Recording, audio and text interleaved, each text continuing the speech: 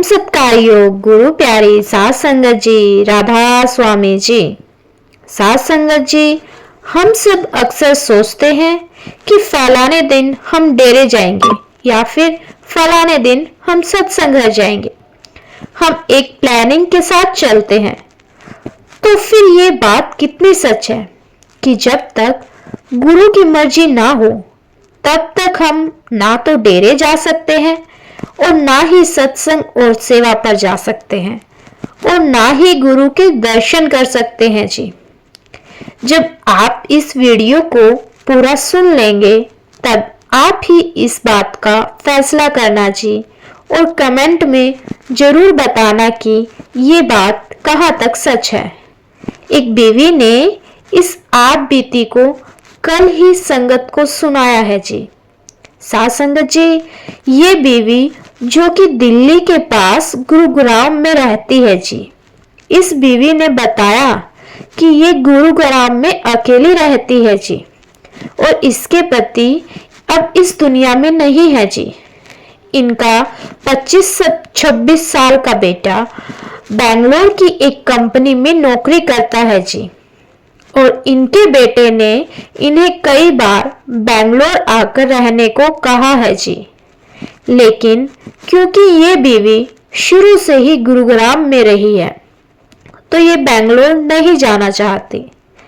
बस साल में 2-3 बार ये कुछ दिन के लिए अपने बेटे के पास चली जाती है और बाकी का पूरा साल ये गुरुग्राम में अपने घर ही रहती है।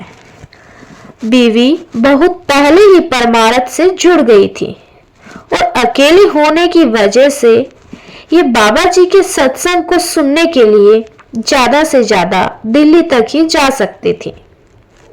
लेकिन गुरुग्राम के सेंटर में ये बीवी हर रोज जाया करती थी और वहां सेवा भी करती है जी। इस बीवी को हमेशा इंतजार रहता है कि बाबा जी दिल्ली में कब आएंगे और कब दर्शन देंगे। अभी कुछ दिन पहले भी बाबा जी दिल्ली भाटी सेंटर में आए थे जी, लेकिन क्योंकि वो बाबा जी का कोई ऑफिशियल विजिट नहीं था इसीलिए बहुत सारी संगत को पता ही नहीं चला कि बाबा जी दिल्ली में दर्शन देने वाले हैं। दिल्ली और दिल्ली के आसपास रहने वाली बहुत सारी संगत ने जब वीडियो को देखा तो उन्हें पता लगा कि बाबा जी दिल्ली भाटी सेंटर में दर्शन देकर गए हैं जी। तो ये बीवी भी उन्हीं में से एक थी जिसको पता नहीं लग पाया कि बाबा जी दिल्ली दर्शन देकर गए हैं। लेकिन दिल्ली में होने वाले बाबा जी के भंडारे का इस बीवी को इंतजार रहता है और मार्च में होने वाले भंडारे पर भी ये बीवी नहीं जा सकी थी जी। लेकिन इसने सोचा कि दिवाली पर होने वाले भंडारे पर ये बीवी जरूर जाएगी और बाबा जी और हजूर जी के दर्शन करने के साथ साथ सत्संग भी सुनेगी जी। लेकिन साध संगत जी, आगे इस बीवी ने बताया कि शायद बाबा जी अभी भी इसको बुलाना नहीं चाहते हैं क्योंकि अभी भी ये बीवी बेंगलोर में ही है और शायद अभी इस बीवी को बेंगलोर में कई दिन और रुकना पड़ेगा जी। 2 दिन पहले बीवी ने अपने बेटे से फोन पर बात की तो बीवी ने बड़ी उत्सुकता से अपने बेटे को बाबा जी के भंडारे पर जाने की बात की। बीवी ने बताया कि वो भंडारे से 1-2 दिन पहले ही सेंटर में जा रही है जी क्योंकि उसने वहां सेवा भी करनी है जी। बीवी ने बताया कि उसने 4-5 दिन के कपड़े बैग में पैक कर लिए हैं जी क्योंकि हर रोज दिल्ली सेंटर से गुड़गांव वापस आना बहुत मुश्किल हो जाएगा जी। इस बीवी का बेटा भी एक सत्संगी है जी और जब उसने अपनी माँ की खुशी देखी तो वो जो फोन पर अपनी माँ को बताना चाहता था उसने वो बात इसीलिए नहीं बताई, क्योंकि वो बात सुनकर ये बीवी सब कुछ छोड़कर दिल्ली से बेंगलोर पहुंच जाती। इस बीवी के बेटे का बेंगलोर में एक्सीडेंट हो गया था जी, और उसकी एक बाजू में फ्रैक्चर हो गया था जी। और यही बात बताने के लिए उस दिन बीवी के बेटे ने अपनी माँ को फोन किया था जी, और वो ये बताना चाहता था कि ज्यादा परेशान होने वाली बात नहीं है, इसीलिए आप चिंता ना करें। तो जब बेटे ने सुना कि उसकी माँ बाबा जी के दर्शन करने जा रही है, तो बेटे ने बात को एकदम घुमा दिया और एक्सीडेंट वाली बात नहीं बताई, क्योंकि बेटा चाहता था कि उसकी माँ ने पूरा साल बाबा जी के दर्शनों का इंतजार किया है और मेरी वजह से उसकी माँ बाबा जी के दर्शनों को मिस ना कर दे। कुछ देर बाद बात करने के बाद बेटे ने फोन काट दिया, लेकिन कल सुबह इस बीवी के मोबाइल पर हेल्थ इंश्योरेंस कंपनी से एक मैसेज आया, जिसमें बीवी के बेटे के नाम के आगे ये लिखा गया था कि हमने आपके मेडिकल इंश्योरेंस के 42,000 रुपये अप्रूवल कर दिए हैं और 2 दिन में आपके खाते में आ जाएंगे।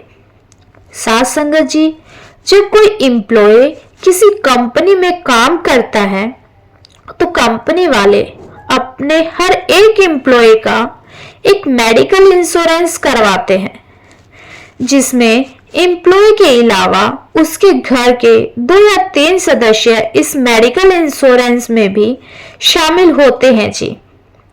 तो जब इनके बेटे ने कई साल पहले बेंगलोर की इस कंपनी में ज्वाइन किया था, तो उस समय कंपनी के रिकॉर्ड में इसने अपना जो नंबर दिया था, वो नंबर इसने बाद में अपनी माँ को दे दिया था जी, और इसको खुद को कंपनी की तरफ से नया नंबर मिल गया था जी।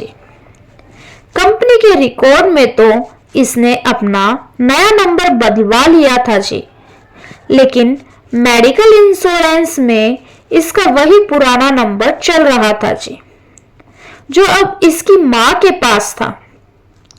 जब इसकी माँ ने मैसेज देखा तो वो देखकर घबरा गई और उसने तभी अपने बेटे को फोन किया और इस मैसेज के बारे में पूछा। अब बेटे को सारी बात बतानी पड़ गई। ये सुनते ही बीवी का दिल बैठ गया, लेकिन बेटे ने बहुत समझाया कि वो अब ठीक है और आप चिंता ना करें और दिल्ली जाकर बाबा जी के दर्शन जरूर करें। लेकिन माँ के लिए बच्चा क्या होते हैं ये तो सब जानते ही हैं। और कल ही बीवी ने दिल्ली से बेंगलोर की फ्लाइट ली और बेंगलोर अपने बेटे के पास पहुंच गई। और अब इस बीवी को शायद 1 महीने में भी अपने बेटे के पास बेंगलोर में ही रहना पड़ सकता है जी। साथ संगत जी, यह सोचने वाली बात यह है कि जो बैग इस बीवी ने दिल्ली डेरे जाने के लिए पैक किया था, उसी बैग को लेकर इसको अपने बेटे के पास बेंगलोर की तरफ भागना पड़ गया जी। अब इस पूरे वाक्य से आप ही अंदाजा लगाओ कि इसमें से कौन सी बात सही है। क्या हम अपनी मर्जी से बाबा जी के दर्शन करने जा सकते हैं, या जब तक बाबा जी बुला नहीं लेते तब तक हम नहीं जा सकते।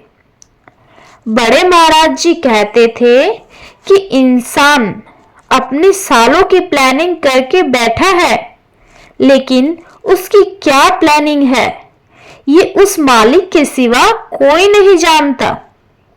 साथ संगत जी, आज हम सोचे बैठे हैं कि आज से 10 साल बाद या 1-2 साल बाद हम ऐसा करेंगे वैसा करेंगे, लेकिन अगले पल हमें नहीं पता कि क्या होने वाला है।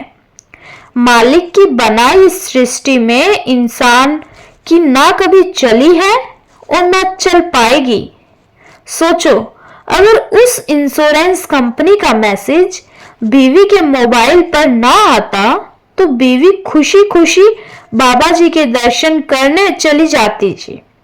लेकिन क्योंकि अभी बाबा जी ने इस बीवी से ना तो सेवा लेनी होगी और ना ही दर्शन देने होंगे, जिस वजह से बीवी ने बेटे के ना बताने पर भी बीवी को उसके एक्सीडेंट की खबर लग गई जी।